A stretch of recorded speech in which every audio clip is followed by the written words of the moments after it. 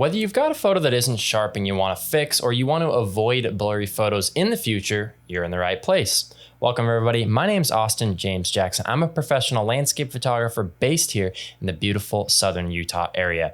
In today's video, we are talking all about taking sharp photos and why your photos may not be sharp.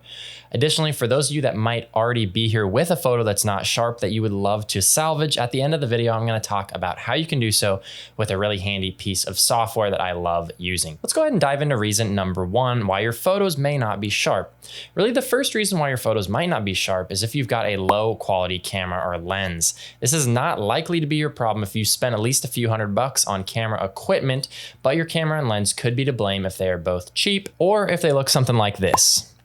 Now, if this is your problem, there's not a whole lot you can do to fix the problem without forking out some serious cash. You could definitely purchase and use the software I'm going to mention later in the video, but honestly, I would recommend saving your money and spending it on improving the quality of your gear rather than picking up software.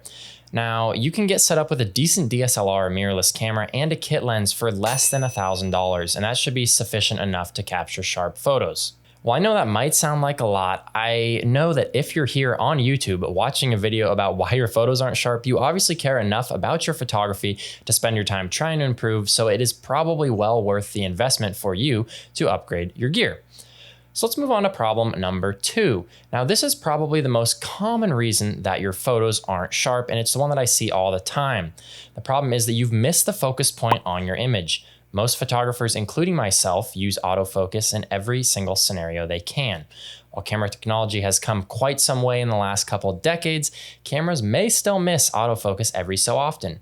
Generally speaking, the more money you spend on a camera, the better the autofocus will work.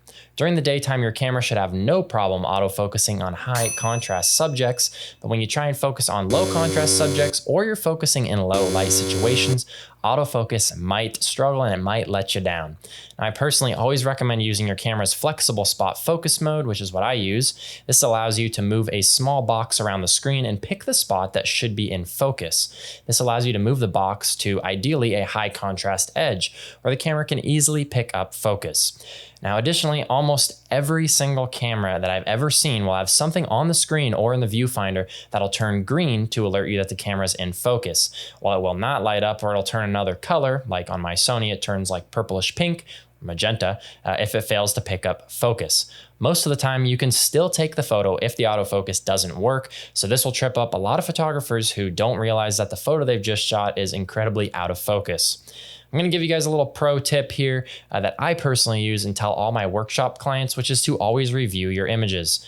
When you hit image review on your camera, you should have a way to zoom in on your photo in order to look closely to see if things are sharp and in focus. This has saved me so many times, and if you do this, I promise it'll save you too. All right, problem number three. I see this one a lot for all different kinds of photographers, and that is your shutter speed is too slow. If you didn't already know, your shutter speed, which is indicated by a fraction like 1/30 or 1/200th, it controls how quickly the shutter of the camera is open, which allows the camera to record data. This is really important to all aspects, but especially sharp photography, because if you're photographing something that moves, you need a fast enough shutter speed to capture it without having it be blurry. I can't tell you exactly how fast the shutter speed needs to be because you'll need a much faster shutter to capture a flying jet overhead than you are to capture a sloth climbing in a tree, but I'll give you some advice. If you're photographing people, 1/50th is usually fast enough as long as they aren't moving around, which usually means they're adults. For most normal sports, you can stick to about 1/200th or so, but some of the faster moving sports, you might need to go to 1/500th or 1/1000th. For wildlife, your shutter speed is going to vary based on what you're shooting, but I would probably recommend between 1/500th and 1/1000th for birds in flight, and any ground animal that isn't running is probably good for about 1/100th, unless it's running at you. If that's the case, I recommend just dropping your camera and running faster than the photographer next to you. Yes, even for the landscape photographers out there like myself, shutter speed is very important. I've made the shutter speed mistake hundreds of times myself, and really the only time you can shoot at virtually any shutter speed is when you're shooting only rocks, because usually rocks don't move. And again, if the rocks are moving, you probably have bigger things to worry about than your shutter speed. So anytime you've got trees in your photo though, you need to pay attention to the speed that they're moving in the wind. Even on days that may seemingly be windless, the trees are still moving slightly. I usually recommend 1/200th if the trees appear to be moving, but you may need to go faster if it's really, really windy. If trees are hardly moving, you're probably fine down to about 1/50th of a second.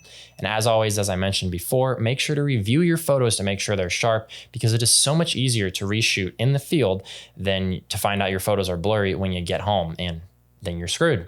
So also, you never go below 1 over whatever your focal length is for the shutter speed.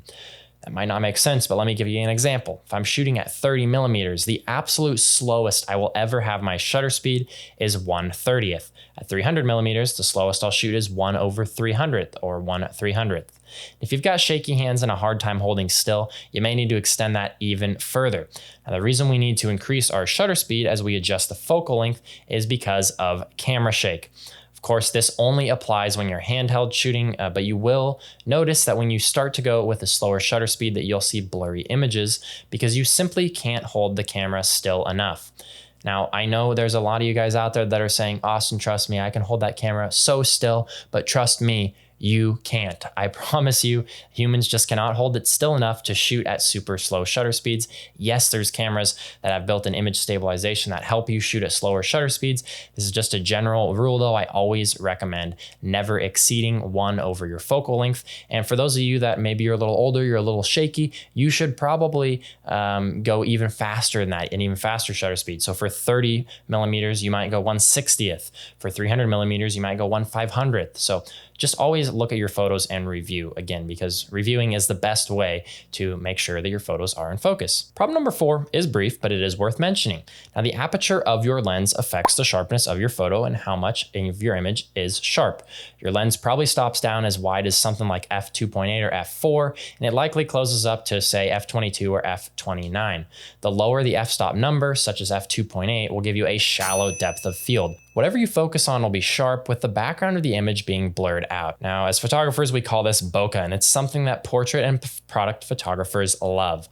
Most of the really great portraits you see out there are going to be shot at these low apertures in order to help the subject stand out from the background. Now, on the other end of things, the higher apertures, such as f22, will give you more depth, allowing more of the image to be in focus.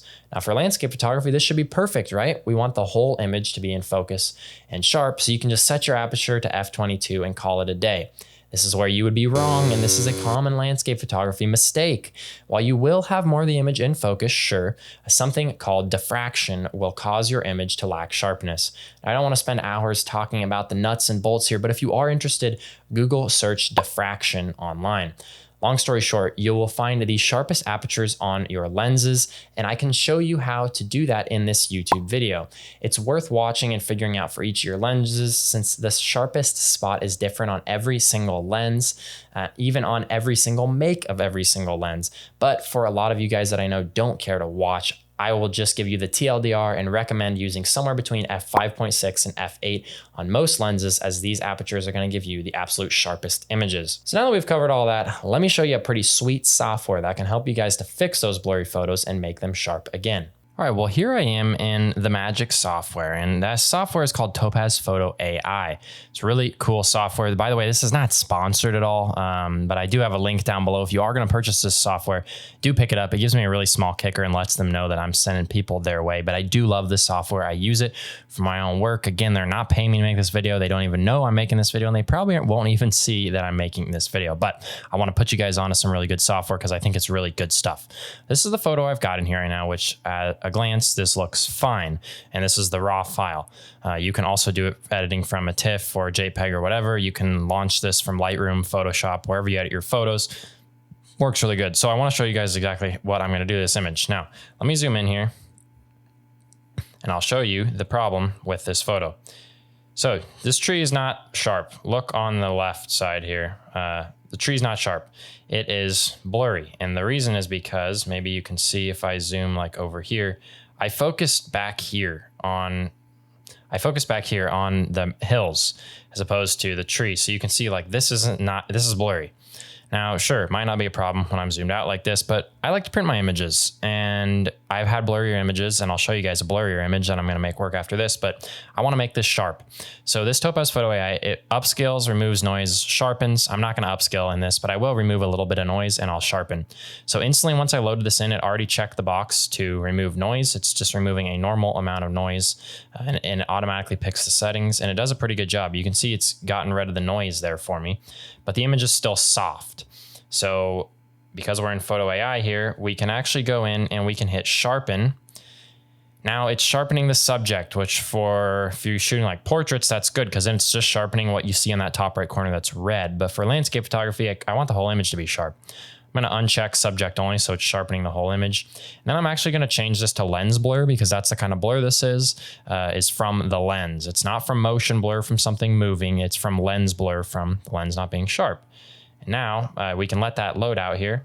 And we can see on the left is before, on the right is after as I slide this through. So you can see that it's done a really nice job of sharpening my image, especially on these leaves in here. It's done a great job. It's a lot sharper. Now, is it as good as if I would have nailed the focus in the scene? No. And I might actually, usually I leave the settings as is, but I might open both of these up a little bit just to make it a little sharper so you can see it for the video. So you can adjust the settings. It's really easy to do. There's only a few sliders. Nothing is very complicated. So I recommend just playing around with the sliders and then you can let it load out. Do keep in mind that every time you adjust settings, you have to reload it. Okay, now you can see much, much sharper. And it's looking a lot better. Now, if you felt like it was too much, you could, of course, dial it down and you could dial down the noise reduction and you could dial this in. You could do a lot of different things, which I'm not going to do on this image right now because, again, I just wanted to show you guys this cool software and how it works. You can see that's looking pretty good now. My image is looking a heck of a lot better. This in here is a little bit sharper now, making it a little more usable. Now, let me show you guys one more image here where this software works really well. So I want to show you guys one more image here where I messed up the focus. So this was a really windy day, as you maybe can see by the sand blowing, and I focused, unfortunately, on this foreground sand dune, which I thought would make the whole image in focus, but sadly, you can see how out of focus and blurry this is back here. So again, I want to turn off subject sharpening, but again, depending on what kind of photography you do, you may want that on. And then I can go in and make some adjustments here. Again, I want to do lens blur. I think you can play with each different one and kind of see how it works for you. And you can play with removing noise and sharpening at the same time. You can do just one or the other. It's really totally up to you as to what you want to do. But you can see that sharpens that edge. That's definitely a little over sharpened there, but that's way better than what we started with. So we could then adjust these down to get rid of that little halo on the edge there, and you could fine tune this. So overall, really great results here with Topaz Photo AI. This is a software that they are improving so much. Like every time I log on, I use the software a couple times a week, and just to log on to make this video, there was already an update. So they're updating all these. I think they work really good, and it's definitely a software worth picking up, especially if you can wait for a sale when it's a little bit cheaper. But overall, great piece of software, and you can see how that helps me to fix my photos that are not sharp. All right, guys. Well, thank you so very much for watching this video. If you thought it was helpful, please leave me a thumbs up and subscribe to my channel. If you're new here, I make weekly YouTube videos covering anything and everything surrounding photography and photo editing with the ultimate overarching goal of making you a better photographer. Now, I'm passionate about wanting to help, and I wouldn't be able to do it without your support. Again, thank you so much. I'll see you all next time. Have a good one. Bye-bye.